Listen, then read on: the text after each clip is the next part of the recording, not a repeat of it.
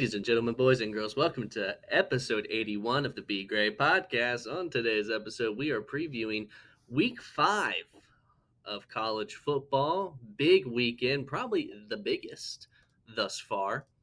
It is storming like crazy outside, believe it or not. See, look at that. There's thunder. Look, right on time. Almost like I planned it. We got my game picks today. 10 picks. So far, 26-14 is my record, so solid. So let's just get right into these picks. Big slate, a lot of big games. So, first up, Friday night, TCU at Arizona State. I had a hard time picking this one. I feel like Arizona State could win. They're the home team. I like Kenny Dillingham. But, man, I think TCU is playing really good football so far this year. I think TCU is a really good football team. I think they have the potential to meet Texas Tech in the Big 12 championship game. So give me TCU to win Friday night. I think they have the better quarterback right now. Josh Hoover's playing good football. Sam Leavitt been a little disappointing so far this year. Arizona State as a whole has been disappointing, especially with that loss to Mississippi State. So give me TCU to pick up the win. Notre Dame at Arkansas, really interesting one. But I think Notre Dame is just too talented of a team to lose to Arkansas, even with it being at Arkansas. I mean, Sam Pittman is on his last gasp right now. And look, I really like Talon Green, as I've said 1,000 times. I think he's really talented. I honestly hope he transfers to an actual good football team. But, maybe for next season. I don't know if he's a senior or not.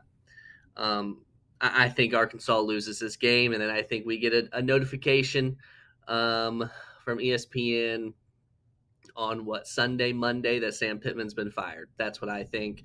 Give me Notre Dame to pick up a win here. USC at Illinois. You know how I feel about Illinois. I said it before the Indiana game. I said it after it was over. Illinois was always overrated. They were never a top 10 team. I don't care what the AP poll said. USC is simply better than them. And so I think USC beats Illinois here. Do I love that USC is coming across the country to play Illinois? No, I think those games are always hard for the team that's traveling. But I feel like USC is simply I think they're significantly better than Illinois. That's just how I feel. I think Lincoln Riley, as much as I think he's overrated, I think he's better than Brett Bielema. So give me USC to pick up the dub over Illinois. Ohio State at Washington. This one is so interesting. I keep hearing from people that, Ohio State's defense, it's so good. And I sit here and I ask myself, based off what? Because see, we're all basing this because they held Texas week 1 to 7 points. But we've already established that Texas offensively so far, specifically Arch Manning, has been terrible. So those 7 points that Texas scored means nothing. It means absolutely nothing about this Ohio State defense. Okay, UTEP's defense looked really good against Texas. All right? Because Arch Manning sucks. I am picking Washington to win this game. Not because I think Ohio State's bad. I think Ohio State is a better football team than Washington. I just find this to be so similar to what we saw when Ohio State played Oregon last year. Look, we saw in the playoffs that Ohio State was clearly a much better football team than Oregon because Ohio State annihilated them in the playoffs. Yet, when they went across the country to play Oregon, they lost, and they looked like the inferior team. And I think Washington is a sneakily good team this year. And I think they're a talented football team, and I think they can win this game at home. I think it's going to be a raucous environment. And give me Washington to pull off the upset against Ohio State. Indiana at Iowa. Look, in the past, in these spots, I would love to pick Iowa. Iowa is like a typical upset team to pick. But I think Iowa Iowa's offense has just been so bad. I think it's just been so bad. I have to go Indiana here. After what they did to Illinois, I would feel like a bad person if I didn't pick them to beat Iowa because Iowa's just not going to be able to score enough points to win this game. Auburn, Texas A&M. I was confident in my Oklahoma pick, and Auburn played a lot better against Oklahoma than I thought they would. To give them credit for that, I still think Oklahoma's the better football team. I think Texas A&M's the better football team. So give me Texas, and especially Texas A&M being at home. Give me Texas A&M to beat Auburn because I think Auburn's going to have a hard time with Marcel Reed. I need to see more from this Auburn offense still. I just think Jackson Arnold, I think he's good enough to win some games. It's just in big spots like this, I just don't think he's good enough. And he kind of showed that against Oklahoma. He can make some plays. But when he needs to make the clutch throw, can he make it? I don't think so. I think Texas A&M's a better football team. LSU, Ole Miss. Actually, no, we're not. We're going to do. Let's do BYU, Colorado first, and then we'll get into the big three of the weekend. BYU, Colorado. This one's a hard one. BYU has been a pretty good team this year. Colorado hasn't been as bad as I thought they would be. I think BYU wins. I think they have the better coach. I think they have the better team. So give me BYU to beat Colorado. But let's get to these big three. We'll start with LSU, Ole Miss, probably the weakest of the big three. Both undefeated teams. You have Whit Weeks, LSU linebacker, who came out this week that he's dating Lane Kiffin's daughter, which is just so interesting. And this game was good last year. It was pretty good last year. LSU won it last year, right? I'm right about that, right? Did LSU win last? I think LSU won it last year. I think LSU wins because, as anyone who's listened to me talk about LSU this year knows, I think LSU is one of the best teams in the country. I don't feel that way about Ole Miss. I think Ole Miss has Ole Miss has faced some good teams. They faced Tulane. They had a game against Arkansas. They had a game against Kentucky. So they have faced established opponents, right? But Kentucky's not very good. They gave Ole Miss a run for their money. Arkansas, not very good. They gave Ole Miss a run for their money. Now, Ole Miss did come out and dominate Tulane, which I thought was very impressive. But my issue is that I think Ole Miss's defense has looked very susceptible this year. I think it looks very weak. It was weak against Kentucky. It was extremely weak against Arkansas. If Arkansas doesn't fumble that football, Ole Miss is in big trouble in that game. Similar to how if Arkansas didn't fumble the football, they would have beat Memphis. So give me LSU. I think LSU, they'll get the offense going. They'll score a lot of points on this weak Ole Miss defense, and they'll come out with the win. Oregon at Penn State in the Penn State wideout. I am so excited. Does anyone know why I'm excited? Can anyone guess? Because Penn State is finally facing a good football team. And you know what not just a good football team, a really good football team. A guy in Dante Moore at Oregon who's slinging the rock, who's looking a lot better than he did at UCLA. But everyone, I think, should know why I'm excited. Because we finally get to see Drew Aller expose himself for the fraud that he is, for what I've been telling everybody he is, and he's going to show exactly who he is in this football game. Oregon is going to win. That is a guarantee. I promise you, Oregon wins. Okay? Penn State isn't going to win because Penn State can't win. Because Penn State has a solid defense. I think you're kidding yourself if you think this defense is as good as it was last year. And we all know the motto I stand by when it comes to Penn State, more specifically when it comes to Drew Aller, and that motto is simple: Drew Aller sucks. And he's going to show it in this game against Oregon. He's going to throw 2 interceptions. He's going to look so mediocre. And then I'm going to come on here on Tuesday and I'm going to laugh. I'm going to laugh. I'm going to laugh. And I cannot wait. Alabama, Georgia.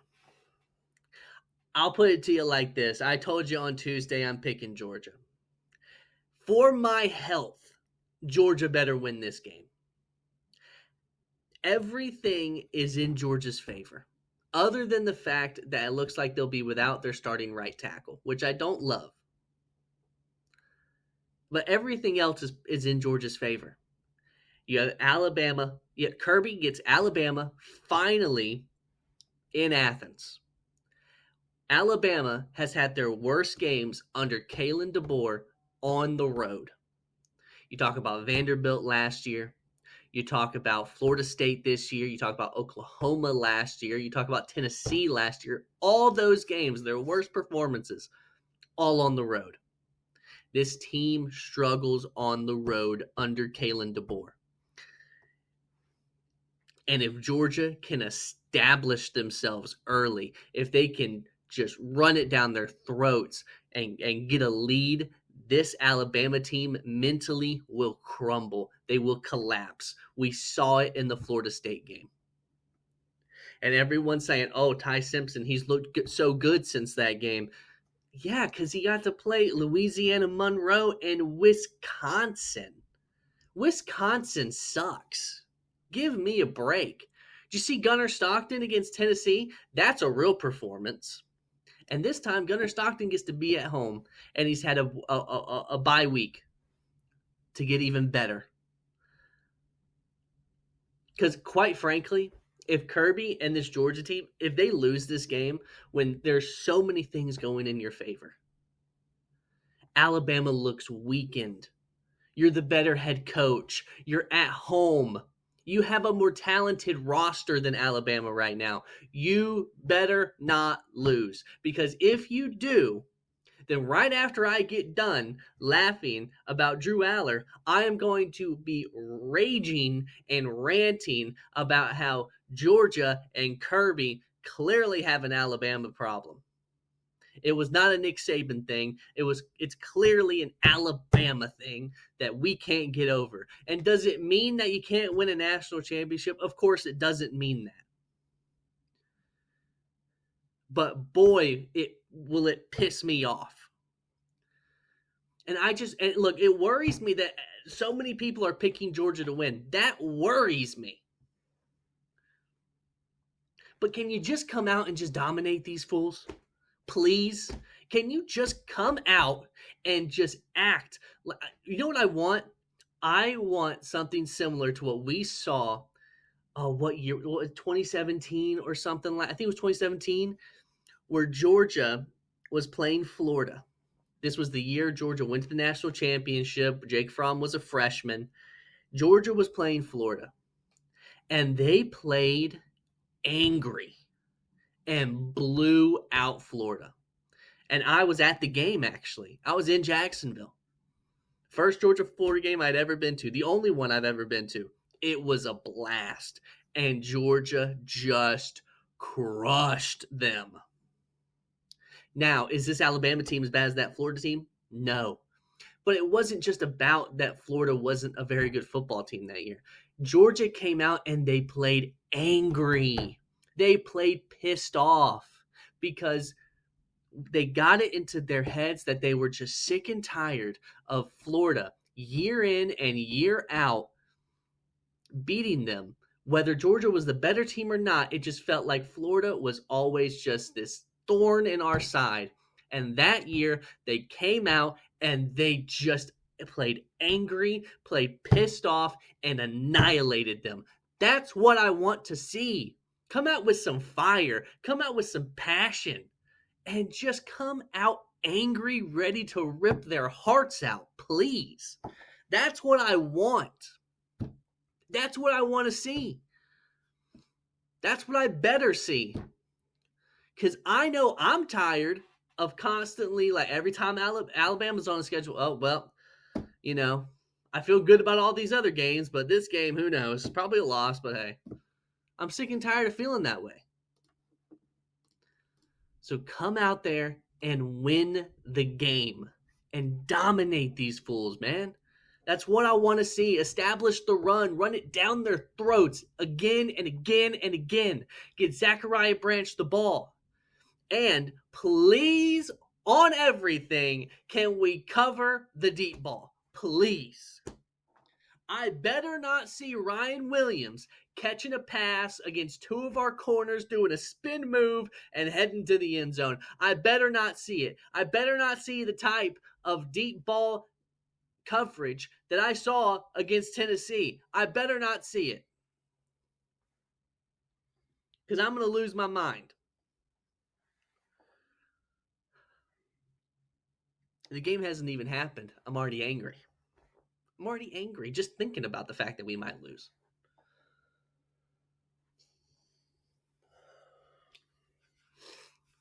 But those are my game picks. The SEC announced the schedules for the next 4 years. Not the order. They just announced what your SEC opponents are going to be. Let's see if I can look it up. Let's see. Let's see if I can look it up right here. Annual opponents. Let's see. I'm looking up the Georgia one since that's my team. That's just the one I'll go over. Just to give you an idea of what we're working with here. I thought it was interesting. I feel like Georgia didn't. I feel like Georgia got a pretty good. How do I want to say it? Draw, I guess. So next year, so obviously our three annual are Auburn, Florida, and South Carolina. So next year we get Auburn at home. The Florida game is in Atlanta next year because Jacksonville will be doing renovations for the next 2 years. So in 2026, the game is in Atlanta. 2027, the game's in Tampa. So basically a home game for each team is basically what it is. So 2026, we got Auburn at home, Florida at home, Missouri at home, Vanderbilt at home, and Oklahoma at home. And then we got South Carolina on the road, Alabama on the road, Arkansas on the road, and Ole Miss on the road. See, I don't hate this, we don't have to travel far for any game. Like Arkansas is the farthest we have to travel. That's not too bad. You get Oklahoma in your building. Missouri, who we haven't played in a while, in our building. Going to South Carolina, we haven't done that in a few years. That'll be fun. That'll be interesting. See if Lenore Sellers is still there. At Arkansas, not too concerned. At Bama, at Ole Miss. Those are the two major games on our schedule next year. Don't know what their obsession is with putting us at Alabama and at Ole Miss in the same year, but they clearly have an obsession with doing that to us. But hey. And then 2027, we'll get LSU, the ones we didn't get. So we'll get LSU, Mississippi State, Tennessee, Kentucky, Texas A&M, Texas. I think 2027 schedule could turn out to be pretty difficult for Georgia because you have 1, 2, 3, 4. You have 5 away games and 4 home games. Now you do get LSU at home and Tennessee at home. But you got to go on the road to Texas A&M and Texas. That does not sound fun. Having to go to Texas A&M and to Texas. Got to go to Texas twice. Hopefully they spread those out.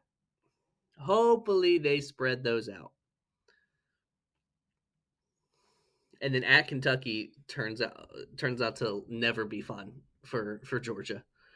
But I'm excited. I'm excited for how they're doing this. I'm not too concerned. I don't think Georgia got necessarily hosed on any of these. Like, I'm not looking at the schedule, any of these 4 schedules, and being like, oh my gosh, this is so unfair. But I feel good about it. A lot of this is just going to depend because here's the thing. We really don't know by 2028, 2029 what some of these teams are going to look like, you know? Like Vanderbilt by 2028 could be garbage again, you know? Or Arkansas could be really good by 2028. Doubt it, but it's a possibility. Oklahoma could still be mid. South Carolina could still be bad, or they could be good. Who knows? Like, it's just hard to say. You know, like, you know what to expect with an Alabama, Georgia, and LSU. But it's really the rest of them. You know, you figure Tennessee is going to be solid, but who knows what Florida's going to look like after they fire Billy Napier? Or honestly, give them a lifetime contract. Whatever. But that has been episode 81 of the Be Great podcast. I'll be back here on Tuesday of next week to give a preview, or sorry, a review of week 5. Hopefully I am very happy with what happened. And yeah, I hope everyone has a tremendous weekend of college football, of NFL football. Don't forget to go out there and be great.